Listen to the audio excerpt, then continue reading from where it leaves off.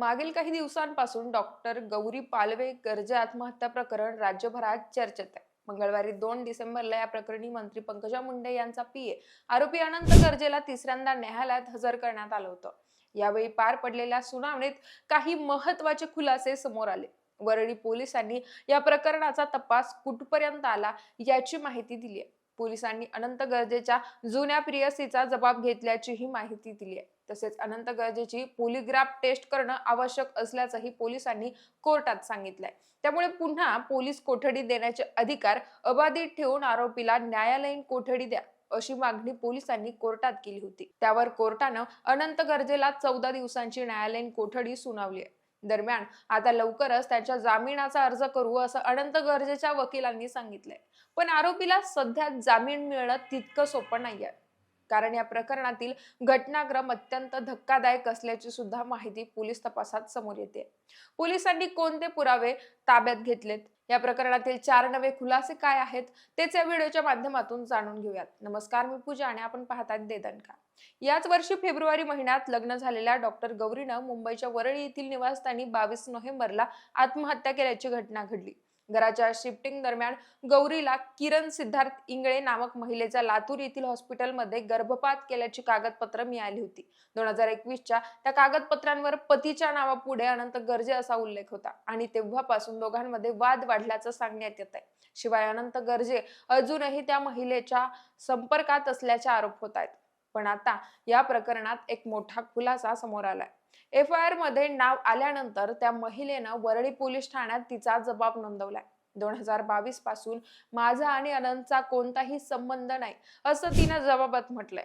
तसेच गौरीला सापडलेल्या कागदपत्रांबाबत मला काहीही कल्पना नसल्याचं तिने सांगितलं. त्यामुळे या प्रकरणाला आता नवं वळण मिळालं असून गौरीच्या आत्महत्येबाबत विविध प्रश्न निर्माण होत आहेत. या प्रकरणाच्या कोर्टातील सुनावणीत मंगळवारी आणखी एक महत्त्वाची अपडेट समोर आली आहे, ज्यामुळे तपासाची दिशा बदलणार असल्याचं बोललं जात आहे. पोलिसांनी कोर्टात सांगितलं की या प्रकरणाचा तपास अधिक खोलवर करण्यासाठी अनंत गर्जेची पॉलिग्राफ म्हणजेच मानसशास्त्रीय तपासणी करणं गरजेचं आहे. पोलिसांनी वैज्ञानिक तपासणी करण्यासाठी कोर्टाकडे परवानगी मागितली आहे. आता ही पॉलिग्राफ टेस्ट म्हणजे काय, तर या टेस्टला लाय डिटेक्ट टेस्ट म्हणून ओळखलं जातं. ही एक अशी प्रक्रिया आहे जी व्यक्तीच्या शरीरातील शारीरिक बदलांचं मोजमाप करते. एखादी व्यक्ती खोटं बोलत असताना तिच्या शरीरातून वेगळे शारीरिक प्रतिसाद येतात.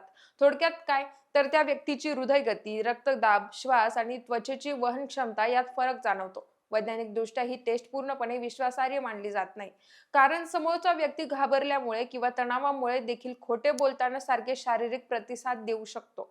पण कायद्याच्या दृष्टीनं तपासात मदत करण्यासाठी या टेस्टचा महत्त्वाचा वापर केला जातो. आता अनंत गर्जेच्या पॉलिग्राफ टेस्ट मधून नेमकं काय समोर येतं ते पाहणं महत्त्वाचं ठरेल. याशिवाय या प्रकरणातील तिसरा महत्त्वाचा खुलासा वरळी पोलिसांनी केलाय. अनंतच्या शरीरावर 28 जखमा असल्याचं यापूर्वी डॉक्टरांनी सांगितलं होतं. या जखमा ताज्या असून घटनेच्या दिवशी गौरी आणि अनंत यांच्या झटापटीत या जखमा झाल्याचं पोलिसांनी कोर्टात सांगितलंय. त्यावर अनंत गर्जेच्या वकिलांनी दिलेल्या माहितीनुसार अनंतच्या शरीरावरील काही जखमा जुन्या आहेत, तर काही घटनेच्या दिवशी झाल्यात. घटनेच्या दिवशी सायंकाळी अनंत गर्जे हा मंत्री पंकजा मुंडे यांच्या दौऱ्यासाठी निघाला होता.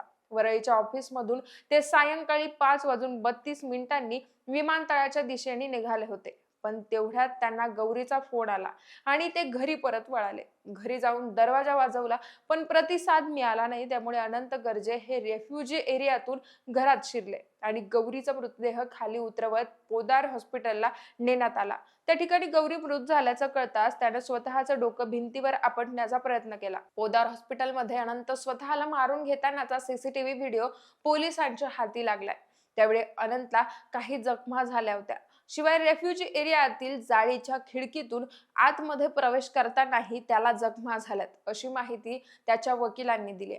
या संदर्भातले आणखी एक महत्त्वाचे अपडेट म्हणजे अनंतनं ज्या खिडकीतून घरात प्रवेश केल्याचा दावा केलाय, त्या दाव्याची सत्यता पडताळण्यासाठी ज्या व्यक्तीनं त्या खिडकीला जाळ्या बसवल्या होत्या त्याच व्यक्तीकडून पोलिसांनी आतमध्ये प्रवेश करतानाचा प्रात्यक्षिक करून घेतलाय, जेणेकरून आतमध्ये प्रवेश करताना खरंच एखाद्या व्यक्तीला जखमा होऊ शकतात का याची सत्यता समोर यावी.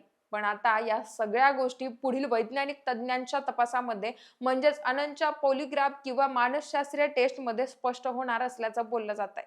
गौरीच्या मृत्यूपूर्वी तिचं पती अनंत सोबत कडाक्याचं भांडण झाल्याचं तपासात समोर आलंय. आता त्यांचं भांडणात अनंतला काही जखमा झाल्यात का? पुढे त्यानं गौरीचा गळा आवळून खून करत नंतर मृतदेह छताला लटकवला असेल का? की मग अनंतचे लग्नापूर्वीचे अनैतिक संबंध असल्याचं निदर्शनास आल्यानं गौरीनेच आत्महत्या केली? आणि गौरीच्या हाती लागलेल्या गर्भपाताच्या रिपोर्टचं नेमकं सत्य काय? या सगळ्या प्रश्नांची उत्तरं आता पुढच्या तपासात मिळतील अशी अपेक्षा व्यक्त केली जाते. दरम्यान या संदर्भात तुम्हाला नक्की काय वाटतं? तुमची मतं आणि प्रतिक्रिया आम्हाला कमेंटच्या माध्यमातून कळवा आणि वेदांकाला सबस्क्राईब करायला विसरू नका.